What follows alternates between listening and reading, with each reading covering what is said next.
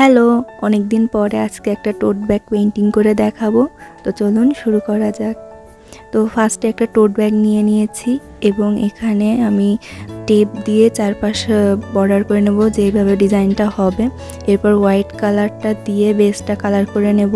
এখানে হোয়াইট কালারটা ইউজ না করে জেসো অ্যাপ্লাই করা বেশি ভালো, যেহেতু আমার কাছে জেসো ছিল না তাই হোয়াইট কালারটা ইউজ করেছি। আর এই টেপটা ইউজ করাতে কি যে ভুল হয়েছে সেটা তোমাদের সাথে পরে শেয়ার করব। এই তো হোয়াইট কালার দিয়ে বেসটা কমপ্লিট করে নিয়েছি। এবার পেন্সিল দিয়ে স্কেচ করে নেব যেভাবে ডিজাইনগুলো হবে।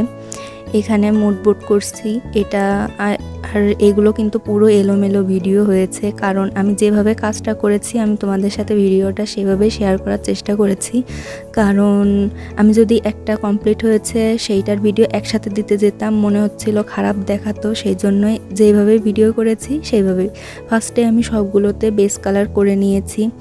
আর এখানে যদি তোমরা শোনো আমি কোন জায়গা থেকে দেখে করেছি, আসলে আমি কোনো জায়গা থেকেই দেখিনি, বিভিন্ন রিল ছবি দেখে এগুলো করা, আবার কিছু কিছু আছে রেফারেন্সও নিয়েছি আমি।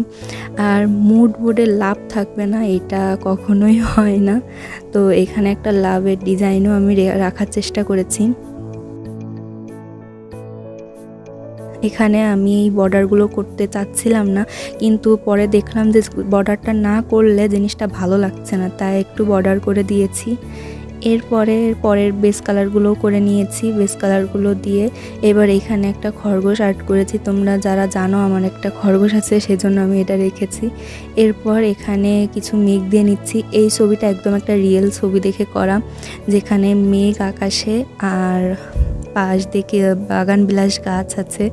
সো আর এখন বর্তমানে তো বাগানবিলাস খুবই ভাইরাল একটা ফুল। এই তো এখানে আকাশটা করে এইটাই রেখে দেব এবং পরের কাজগুলো করে নেব। পরের এই ফুলগুলো কমপ্লিট করা হয়ে গেলে পাশেরটায় না আমি একটা অন্য ডিজাইন করতে চেয়েছিলাম, বাট সেই জায়গাটা আমি রাখিনি, পুরোটাই হোয়াইট কালার করে নেই, যার কারণে ওই ডিজাইনটা করা হয় না। এরপর অন্য একটা ডিজাইন মাথায় আসে সেটাই করে দিই।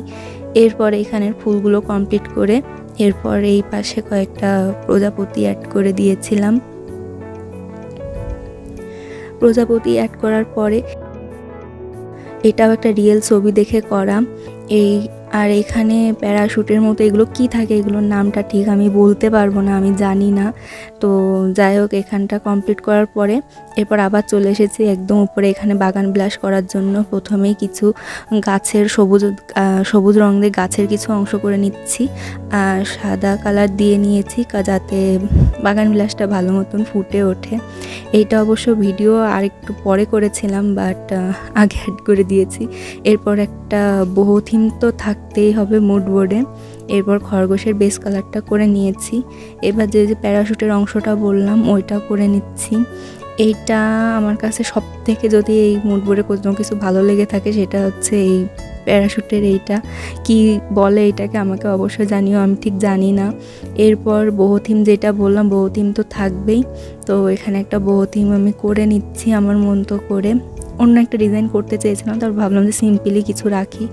এরপর একটু হোয়াইট কালার দিয়ে হালকা হালকা ডিটেলস অ্যাড করে নিচ্ছিলাম যেন জিনিসটা ভালো মতন ফোটে। এরপর এটাকে আমি একদিন মতো শুকাতে দিয়েছি, তারপর আমি বার্নিশ ইউজ করে নিয়েছি। বার্নিশটা ইউজ করলে হয় কি, এটাতে জল লাগলেও এই রঙগুলো নষ্ট হবে না, এমনিতেও নষ্ট হতো না, আরও তাও প্রোটেক্ট থাকে। এরপর এই যে এখন টেপটা উঠাবো, টেপটা উঠালে তোমরা বুঝবে যে আমি কেন বলছি তোমরা এই টেপটা ইউজ করবা না, তোমরা সবসময় এখানে মাস্কিং টেপটা ইউজ করবা। এই যে দেখো সাদা সাদা অংশ মানে সাদা কালার যখন আমি করেছিলাম বেস কালার হিসাবে তখন বাইরে চলে গেছে, আমি এটা জানতাম, তারপরেও যাই হোক কি আর করা যাবে, চলো এটাকে এবার ঠিক করে নেওয়া যাক। এই তো ফুল লুক ব্যাগটার একটা গ্লেসি ভাব দিচ্ছে, আসলে লাইটের রিফ্লেক্টের কারণে এরকম হয়েছে। চলো তোমাদেরকে দিনের আলোয় দেখাই। এই যে এই ভিডিওটা হচ্ছে দিনের আলোয় করেছিলাম, দেখো এটাই ওই রিফ্লেক্টটা নেই, কারণ আলোর একটা রিফ্লেক্ট পরে যখন বার্নিশ ইউজ করা হয়। বার্নিশ ইউজ করলে হয় কি জিনিসটা গ্লসি একটা ভাব থাকে, যেটা আলোর রিফ্লেক্ট একটু কেমন কেমন দেখায়।